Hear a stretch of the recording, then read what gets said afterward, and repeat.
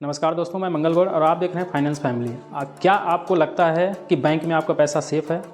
अगर आपको इसमें डाउट है तो आपके लिए ही ये वीडियो है। आप पूरा वीडियो देखिए, आपको समझ में आ जाएगा कि हमारे पैसे कहाँ सेफ़ हैं, कहाँ इन्वेस्ट करना चाहिए और बैंक को इससे क्या प्रॉफिट होता है, हमारे ही पैसे से कितना मोटी कमाई करते हैं हमें कम ब्याज देके। तो पहले सिंपल समझते हैं कि बैंक में जो बैंक पैसा बनाता कैसे है। हमने लिख दिया है बैंक पैसा कैसे कमाते हैं।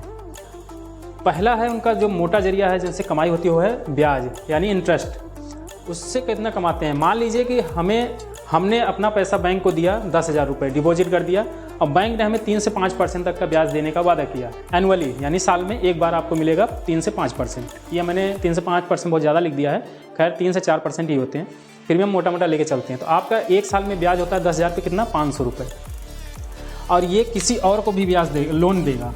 हमारे पैसे ध्यान से समझिएगा, ये क्या करेगा किसी और को लोन देगा, जैसे बिजनेसमैन हो गए या कोई अपना बिजनेस स्टार्ट करना चाह रहा है उनको दे देगा। उसमें कितना पाते हैं, ये 9% से लेते हैं। बैंक लेता है कितना, बिजनेसमैन से या किसी अदर जो धंधा पानी करते हैं या बिजनेस खोलते हैं उनसे कितना लेता है 9 से 15%। हमें कितना मिल रहा है 3 से 5%। अब इनका यहाँ पे कमाई कितनी हुई, हमारा हुआ था 500, इनका कितना हुआ, मान लीजिए कि हम एक मोटा मोटा लेते हैं 10% ले लेते हैं 10%, तो 10,000 का 10% माने 1,000 रुपये। ये हुआ प्रॉफिट। ये कितना हुआ, बैंक को प्रॉफिट हुआ कितना 1,000 रुपये का। अब हम 1,000 में मान लीजिए कि इसने 1,000 कमाया हमारे ही पैसे से। ध्यान से समझिए, 10,000 हमने दिया था, हमें कितने वादा किया था 500 रुपये मिला हमें एनुअली, मान लो 5% का। हम इस पर मोटा मोटा लेते हैं कि 10% मान लो उससे ब्याज पा रहा है किसी बिजनेसमैन से, तो हमारा जो पैसा है हमारे ही पैसे से कितना कमाया बैंक ने 1,000 रुपये। अब मान लीजिए इसमें से 1,000 में से हमें माइनस कर देगा, वो हमें माइनस कर देगा 500 रुपये, यानी हमें दे देगा ना, तो उसको कितना प्रॉफिट हुआ 500 रुपये का। क्या बैंक के पास कोई पैसा था, क्या बैंक ऐसा कोई धंधा करता है जिसको प्रॉफिट आया? कुछ नहीं किया, उसने पैसे को क्या किया, घुमाया, यानी हमारे पैसे को घुमा के दूसरे को दे के उससे प्रॉफिट लिया और उसी पैसे को हमें वापस कर दिया, हमें 3 से 5% और ये प्रॉफिट कमा लिया। यानी कि बिना कुछ किए, ना पैसा उसका है ना कुछ, या उसने कितना कमा लिया, सीधे सीधे 500 रुपये। ये है पहला जरिया। अब आते हैं इसका मुनाफा और भी होता है, ढेर सारी होते हैं, पर दूसरे नंबर पर हम आते हैं, इसको हम मिटा देते हैं। इतना तो आप समझ गए होंगे कि बैंक कैसे पैसा। अब आते हैं हम दूसरी चीज़ पे। अब दूसरा हमारा सीख जाएंगे कि फाइनेंशियल चीज़ें चलती कैसे हैं, कैसे आगे बढ़ते हैं लोग, अमीर में और गरीब में क्या सोच होती है, मिडिल क्लास फैमिली क्यों फंस जाती है, सारी चीज़ें अभी बाद में डिस्कस करूँगा, आपको खुद ही क्लियर हो जाएगा एकदम बढ़िया से एकदम। अब देखिए, फीस और चार्जेस से कमाई इससे भी होती है। पहला हमने बताया था ब्याज यानी इंटरेस्ट से, दूसरा आ गया ये हमारा, अब ध्यान से समझिए, अब मैंने पहला बताया था इंटरेस्ट से और दूसरा आ जाता है फीस और चार्जेस से। अब इसमें आपको एकदम क्लियर हो जाएगा कि बैंक कैसे कमाते, कैसे, कितना मतलब चतुराई से, कितने तरीके से हमारे ही पैसे को हमारे आप अकाउंट खुलवाते हैं, अकाउंट खुलवाते ही आपको ATM दे दिया जाता है, बोला जाता है फ्री है, लेकिन अब फ्री होता नहीं है। आपका एनुअली कुछ ना कुछ चार्जेस आपसे लिए जाते हैं, आपके अकाउंट से डेबिट होता है कि आपके ATM चार्जेस कटे हैं या ATM रिन्यूअल चार्जेस कटे हैं, कुछ भी करके काटेंगे ज़रूर। तो इसमें भी मान लीजिए कि 15 से लेके 30 रुपये तक काटते हैं ये लोग, ध्यान समझिएगा, 15 से 30 रुपये ये कट गए। अब दूसरा जो इनका चार्जेस होता है वो है अकाउंट मेंटेनेंस फीस। अब अकाउंट को मेंटेनेंस फीस का मतलब ये होता है, जैसे किसी में बैंक में आपने देखा होगा कि 1,000 रुपये रखना अनिवार्य है, और या तो 2,000 अनिवार्य है, या किसी बैंक में 5,000 भी होता है, जैसे ICI में हुआ, HDFC में, तो 10,000 भी शहरों में रखना होता है, गाँव में मान के चले 5,000 रुपये रखना होता है। अगर उससे कम हुआ तो ये क्या करते हैं, चार्जेस लगा देते हैं इनका। मान लीजिए उसमें जो चार्जेस लगाते हैं ये मान लीजिए 100 से 200 रुपये लगा देते हैं। आराम से समझिए, अकाउंट मेंटेनेंस फीस का 100 से 200 चार्जेस। और तीसरा जो होता है हमारा डेबिट कार्ड और क्रेडिट कार्ड, ये तो बहुत ही खतरनाक है क्रेडिट कार्ड ये वाला। तो डेबिट कार्ड पे भी आपको पता है कि डेबिट कार्ड हम जब इशू से, थोड़ा तो अच्छा भी है डेबिट कार्ड, मान लो फ्री भी रहता है, एनुअली जो चार्जेस लगते हैं वही हैं।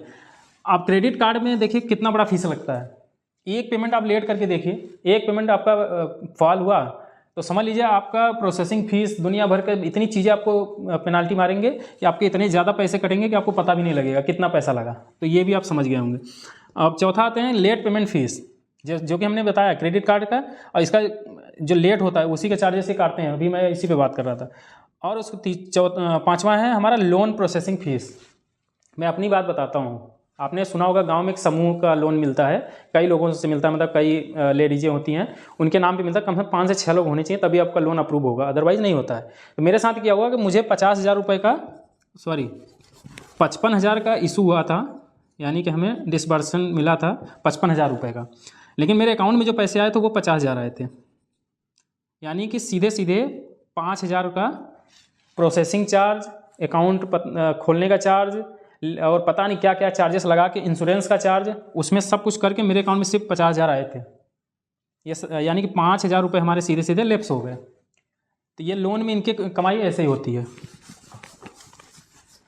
तो ये पांचों चीज़ें समझ गए होंगे आप कि कैसे चार्जेस हमारे लगते हैं और कैसे बैंक की कमाई होती है। अब आ जाते हैं तीसरा जो हमारा है। अब आपको एक चीज़ और दिमाग में आ रहा होगा कि ये तो 23 रुपये 15 रुपये काट रहे हैं, बहुत छोटी रकम है। मैं आपको बता देता हूँ, अकाउंट जो खुले होते हैं ना, चाहे किसी भी बैंक में हो आपका, चाहे वो HDFC में हो, ICI में हो, बैंक ऑफ बड़ौदा में हो, बैंक ऑफ इंडिया में, कहीं भी हो, उनके पास मान लो करोड़ों ग्राहक होते हैं। कितने होते हैं? करोड़ों ग्राहक होते हैं। अब मैं आपसे एक सवाल करता हूँ, मान लीजिए 15 रुपये ना होके 1 रुपये हो गया, मान लो 1 रुपये चार्ज कर रहा है बैंक, ATM का या सबका मान लेते हैं 1 ही रुपये चार्ज है। अब किसी बैंक में मान लीजिए 1 करोड़ ग्राहक हैं, 1 करोड़ ग्राहक हैं। थोड़ा बोरिंग लगेगा वीडियो, पर सीख लेंगे तो आपको आज समझ में आ जाएगा एकदम क्लियर। अब 1 करोड़ में अगर 1 रुपये भी ले रहा है एक आदमी से तो कितने हो गए? 1 करोड़ का प्रॉफिट हुआ। अब आपको लग रहा होगा 1 रुपये, लेकिन ये मैं कम अमाउंट बता रहा हूँ, ये करता इतना ही है, आप ध्यान से देखेंगे तो इतना करता है। तो सोचिए बैंक को कितना प्रॉफिट हुआ 1 करोड़ रुपए का, तो उनके बहुत बिलियंस में ग्राहक होते हैं, उसमें इतने पैसे करते हैं कि अब देखिए लोन से कितने कमाते हैं, कैसे। अब देखो बैंक एक तरह से लोन तो देता नहीं है, कई तरीके से लोन देता है। तो पहला है होम लोन और दूसरा है हमारा एजुकेशन लोन। अब सोचिए तीसरे में, ध्यान से समझिएगा, तीसरे में मैं आ गया हूँ तो इसमें आप लोगों के काम में आएगा, क्योंकि आप लोग भी लोन लेते हैं, यूज करते हैं, सारी चीज़ें फाइनेंस पे लेते हैं, तो वो सारी चीज़ें मैं आपको इसमें समझाने वाला हूँ। देखिए लोन से कमाई कितनी मोटी होती है उसके। पहला तो होम लोन। आपको भी पता है कि आप होम लोन लेते हैं तो आपको उसमें कुछ ना कुछ उनको दिखाना पड़ता है, या तो आपके पास प्रॉपर्टी है या कुछ भी है, तो उस पर होम लोन लेते हैं। तो थोड़ा सा क्या होता है कि प्रॉपर्टी के अगेंस्ट लेते हैं, जिसकी वजह से आपको 10% से 12% में मिल जाता है, इससे ज़्यादा नहीं, इतने मिल जाता है। अब सोचिए कि हमारे ही पैसे के जो बैंक में जो पैसे पड़े हैं वो किसके हैं? वो हमारे ही आपके हैं, नॉर्मल सभी के हैं। उसमें बहुत बड़े बड़े लोगों के पैसे नहीं होते, वो हमारे ही आपके पैसे होते हैं। हमारे ही पैसे को घुमाया जाता है, हमारे पैसे को अकाउंट में जाता है। अकाउंट में फिर क्या करते हैं वो लोग, बड़े बड़े बिजनेसमैन को, या कोई घर बना रहा है, कोई कंपनी बना रहा है, उसको लोन देते हैं 10 से 12% में। हमें कितना मिलता है? शुरुआत में मैंने बताया था 3 से 5%। अब एजुकेशन लोन पे आ जाइए। एजुकेशन लोन पे कम से कम 22 से 23% का 22% से लेके 23% तक ब्याज लगता है। आप सोच के देखिए कि पढ़ाई में आपको ब्याज देना पड़ता है इतना, इससे भी इतनी मोटी कमाई है कि पूछिए मत आप। अब आते हैं पर्सनल लोन। ये तो महाभारत है ये। इसमें आपको 25% से लेके 30%, 30 तो कम बोल रहा हूँ मैं, 33% मान के चलो तक ब्याज लगता है। इस पे पर्सनल लोन हमने भी लिया है। आपको बताया जाएगा कि 25 से 30% है, लेकिन अगर ध्यान से देखेंगे तो आपको 33 से 34% पड़ता है। क्यों? क्योंकि प्रोसेसिंग चार्ज लगेगा, इंश्योरेंस लगेगा, और आप इसके अगेंस्ट कुछ दिखाते नहीं हो। जैसे कि हमने होम लोन लिया तो हमने प्रॉपर्टी दिखाया, तो उसमें कम लगता है कि चलो सिक्योरिटी है। तो इसमें का तो हम कुछ देते नहीं है, सिर्फ आधार पैन कार्ड लगाया और वहाँ पे उन्होंने सैलरी स्लिप, अगर आप जॉब कर रहे हैं सैलरी स्लिप दे दीजिए, आपको पर्सनल लोन दे देते हैं। अगर आपकी सैलरी 1 लाख तक है तो आपको 1.5 से 2 लाख रुपये आराम से मिल जाता है। तो इसमें 25 से 30% वो लेते हैं, 35% तक। इसमें मोटी कमाई इनकी है।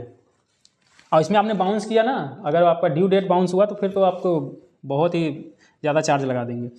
अब बिजनेस लोन, ये होता है बड़े बड़े जो रिच लोग होते हैं, जो अल्ट्रा रिच होते हैं, जैसे कि अडानी, अंबानी जी हैं, ये सब लेते हैं बिजनेस लोन। इनसे क्या होता है, जो बड़ी बड़ी कंपनियां होती हैं वो बिजनेस लोन लेती हैं, उसके बाद कंपनी खड़ा करते हैं। कंपनी इनके पास, अब इनको भी बताया आपको 10 से 15% का ब्याज इनको में देते हैं। तो इनसे भी अच्छी खासी इनकी कमाई होती है। क्यों इनको देते हैं? क्योंकि इनके पास कंपनी है, भाग के जाएंगे कहाँ, इनके रिकवर करने के लिए कंपनियां होती है, तो बहुत सारी चीज़ें इनके पास इनको मिल भी जाता है। ठीक है। अब क्रेडिट कार्ड लोन, ये सबसे खतरनाक होता है, इसको लेना ही नहीं चाहिए मेरे हिसाब से। अगर आप ले रहे हैं तो आप उसका देख लीजिए, इससे भी इनकी बहुत तगड़ी कमाई होती है। अगर आपने एक भी फॉल्ट किया या एक डिफ़ॉल्ट मारा तो आपके समझ लीजिए कि ये पहुँचा देंगे आपको 50%। इस चीज़ से बच के रहिए।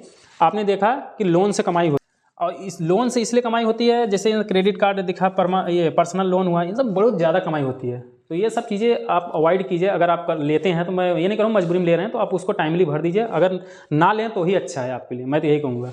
इतना आपको समझ में आ गया होगा। आप चलते हैं हम चौथे पायदान पे कि बैंक और किस बैंक की कमाई इससे भी बहुत तगड़ी होती है, बहुत ज़्यादा। अब इसमें देखिए क्या क्या करते हैं ये। अब ये देखो, बैंक में जब पैसा होता है तो क्या करती है, गवर्नमेंट बॉन्ड निकालती है। आपने सुना भी होगा, और जो नहीं जानते होंगे उनको मैं आज बता भी दे रहा हूँ। ये गवर्नमेंट बॉन्ड होता है। दूसरा है, अब ध्यान से समझिए कि निवेश से भी बहुत बड़ा पैसा उनका बनता है। पहला है गवर्नमेंट बॉन्ड। गवर्नमेंट बॉन्ड जो निकलता है वो क्या करती है, जैसे मान लीजिए गवर्नमेंट को पैसे की ज़रूरत हुई तो क्या करेगी, किसी बैंक से कांटेक्ट करेगी। मान लीजिए किसी बैंक से गवर्नमेंट ने कांटेक्ट किया कि बोला मुझे इतने 10,000 करोड़ चाहिए, 10,000 करोड़ चाहिए मुझे। अब बैंक क्या करेगी, मान लो दे दिया, तो अब बैंक क्या करता है, गवर्नमेंट ने तो चलो पैसा मांगा, अब बैंक क्या करेगी, इस पर बॉन्ड निकालेगी, सरकारी बॉन्ड। अब वो बॉन्ड में आपको ऑफर करेंगे कि हम आपको 7 से 8% ब्याज देंगे एनुअली। तो वो गवर्नमेंट क्या करेगी, जब ब्याज ले लेगी तो उसमें क्या होगा, वो जैसे हाईवे बनाना हुआ, मान लीजिए हाईवे बना के उसमें पैसा खूब कमाएंगे, वो किसी और इन्वेस्टर को भी जोड़ लेंगे, तो हमें जो हमारा पैसे का जो लेन देन होगा वो हमें 7 से 8% का ब्याज में मिलेगा। लेकिन इससे कमाई उनकी बहुत तगड़ी होती है। वो क्या करें, हाईवे बनाएंगे, फिर किसी इन्वेस्टर से लेंगे पैसा, उनमें जब वो वहाँ से प्रॉफिट आने लगेगा, लेकिन हमें तो इतना ही मिलेगा ना। इससे बैंक की बहुत तगड़ी कमाई होती है। ट्रेजरी बिल से भी बहुत तगड़ी कमाई होती है। ये अभी सारे में इसमें अगर इन्वेस्टमेंट करता है तो सेफ है आपके लिए, कोई दिक्कत की बात नहीं है। आप इतना समझ गए होंगे कि ये 3 तरीके होते हैं इन्वेस्टमेंट के जो बैंक कमा। अब 5वें में समझते हैं इनकी और कई सेवाओं से, अदर सर्विसेज होते हैं। अदर सर्विसेज से भी कमाई इनकी बहुत तगड़ी होती है, जैसे कि करेंसी एक्सचेंज, ये आप समझ रहे हो। अब देखिए अदर सर्विसेज से इनकी कमाई कितनी होती है, करेंसी एक्सचेंज से। मान लीजिए कोई अमेरिका से, यूएसए से इंडिया आता है, तो ऐसा तो नहीं है कि डॉलर चलाएगा यहाँ डॉलर तो चलता नहीं, दुकानों में जाएगा तो क्या डॉलर देगा, डॉलर से कुछ मिलना नहीं है। अब मान लीजिए वो आया यहाँ पे, उसको क्या चाहिए, एक्सचेंज करवाना होगा पैसे को, तो कहाँ जाएगा, वो बैंक में जाएगा। अब बैंक में जब एक्सचेंज करवाएगा उससे बदले कुछ फीस लगता है, तो वो फीस की कमाई इनकी होती है तगड़ी एक्सचेंज से, ठीक है। अब इंटरनेशनल मनी ट्रांसफ़र, मान लीजिए कि आप कहीं विदेश में मान लीजिए यहाँ पे कमा रहे हैं, आप विदेश से आए हैं, यहाँ पे इंडिया में काम कर रहे हैं, आप यहाँ से पैसे ट्रांसफ़र कर रहे हैं, तो क्या होगा, यहाँ पे उसको एक्सचेंज करना पड़ेगा। ऐसा तो नहीं है कि मान लीजिए इंडियन रुपीज़ को आप अमेरिका भेज रहे हैं तो वहाँ पे डॉलर में ट्रांसफ़र करने के लिए, सॉरी एक्सचेंज बोल दिया आपको, मनी ट्रांसफ़र करने के लिए उसमें क्या होगा, जब मनी ट्रांसफ़र करेंगे तो उसमें भी कुछ फीस लगता है, ठीक है, कुछ ना कुछ फीस लेंगे बैंक वाले, तभी वो ट्रांसफ़र करेंगे, ऐसे नहीं करेंगे। तो उसका भी फीस का भी इनका पैसा अच्छा खासा कमाई होता है। और जो ट्रेड फाइनेंस होता है, जैसे फाइनेंशियल सर्विसेज भी देते हैं, जैसे कि म्यूचुअल फंड, स्टॉक मार्केट में इन्वेस्टमेंट करते हो तो उनके थ्रू भी ये फाइनेंस की सर्विसेज देते हैं, जिससे इनकी कमाई होती है, उसके फीस आते हैं, सारी चीज़ें उनकी कमाई होती है। वेल्थ मैनेजमेंट से भी अच्छी खासी इनकी कमाई हो जाती है। तो ये सोचिए कि बैंक में कितनी कमाई होती है स्मार्ट तरीके से, बिल्कुल ना उनके पास पैसा है ना कुछ है, सिर्फ हमारे ही पैसों को घुमाया जाता है। इतना आप समझ गए होंगे अच्छे से। थोड़ा वीडियो लंबा हुआ है और थोड़ा बोरिंग भी लग रहा होगा, तो घबराइए नहीं। तो आपने इतना समझ लिया होगा कि बैंक पैसा कैसे बनाता। अब मैं लास्ट में एक चीज़ आपको वो चीज़ बताऊंगा जो आप समझने के लिए आए थे यहाँ पे। अब देखिए इस सर्कल से आपको एक चीज़ समझ में आएगा कि हमारे पैसे को कैसे घुमाया जाता है। मान लीजिए कोई एक बिजनेसमैन है, ये मान लो एक बिजनेसमैन है। अब बिजनेसमैन को क्या चाहिए, पैसा। कहाँ जाएगा, बैंक में। मान लीजिए उसको एक कंपनी खड़ी करनी है, कल उससे बात करनी है कि मुझे एक कंपनी खड़ी करनी है। अब उसके लिए उसको चाहिए पैसा, मान लीजिए 10,000 करोड़ चाहिए उसको, कितना। ये बिजनेसमैन जाएगा बैंक देगा 10 से 15% के ब्याज पे। अब वो कंपनी खड़ा करेगा, और कंपनी जब बड़ी हो जाएगी या कंपनी खड़ी हो जाएगी तो उसमें काम कौन करता है, हम जैसे लोग जाते हैं इसमें जॉब करते हैं, मिडिल फैमिली या गरीब आदमी जाता है उसमें काम करता है। काम करने के बाद क्या होता है, वो वर्कर पैसा कमाता है यहाँ से, क्या करता है, यानी पैसे बनाता है यहाँ से। मान लीजिए जो भी 20, 25, 30,000, 40,000, 50,000, 1 लाख। अब वो वर्कर जो पैसा बनाए वो पैसा कहाँ डालेगा, फिर से वो आके यहाँ इसी बैंक में डालेगा, और फिर ये बैंक क्या करेगा, बिजनेसमैन को देगा, फिर वो कंपनी खड़ा करेगा, फिर वर्कर काम करेगा, फिर वर्कर काम करके फिर बैंक में ही पैसा डालेगा। यानी ये सिलसिला जीवन भर चलता रहता है, और बैंक कभी बंद नहीं होती इसी वजह से, क्योंकि बैंक को प्रॉफिट हमेशा होगा और ये चलता रहेगा। इतनी बात आपको समझ में आ गई होगी। और लास्ट में मैं एक चीज़ और कहना चाहूँगा कि ये सारी चीज़ें जो फाइनेंशियल एजुकेशन है हमारे इंडिया में कहीं किसी स्कूल में पढ़ाई नहीं जाती है।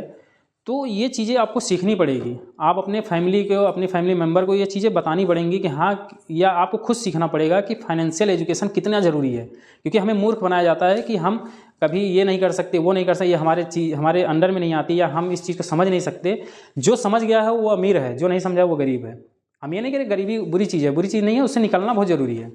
और यही चीज़ है कि जो हम लोग फंसे पड़े हैं इसी चक्रव्यूह में और कभी निकल नहीं पाते हैं। अगर वीडियो अच्छा लगा तो एक बार लाइक और सब्सक्राइब जरूर कर लीजिएगा चैनल।